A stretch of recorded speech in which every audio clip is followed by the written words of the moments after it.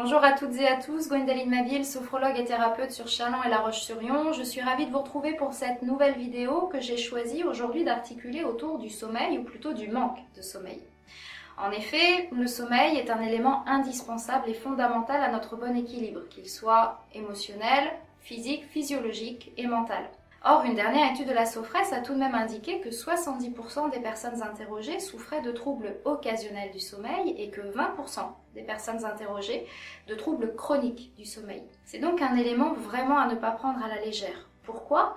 Tout simplement parce qu'il y a des effets vraiment délétères et très néfastes pour notre santé. Je pense que tout le monde l'a déjà vécu, il suffit d'une nuit difficile pour que dès le lendemain nous ayons des problématiques d'attention, de concentration, voire même des troubles de l'humeur, une certaine réactivité, un certain énervement qui peut vite apparaître dès lors qu'on est fatigué. Et puis ces troubles du sommeil, s'ils s'installent, vont vraiment avoir des effets importants sur notre système immunitaire, vont l'affaiblir, ce qui va nous rendre bien sûr plus vulnérables. Et puis à terme, il a été également démontré scientifiquement que nous développons et que nous accroissons en fait nos risques de développer un diabète de type 2 et d'accroître également nos risques de maladies cardiovasculaires. Le manque de sommeil est donc un élément très néfaste à notre santé.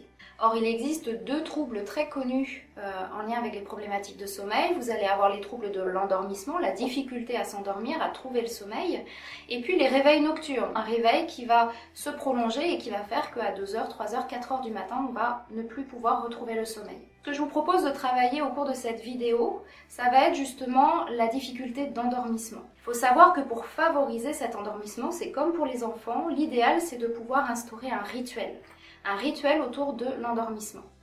Donc on va abaisser notre activité, on va abaisser la luminosité, on va éviter les discussions un peu trop houleuses, on va privilégier également un dîner plus léger que le déjeuner bien sûr, et on va favoriser également pendant ce dîner des sucres lents et des sucres rapides, tout simplement parce que notre cerveau a besoin de ces sucres pour sécréter la sérotonine qui est l'hormone de la détente.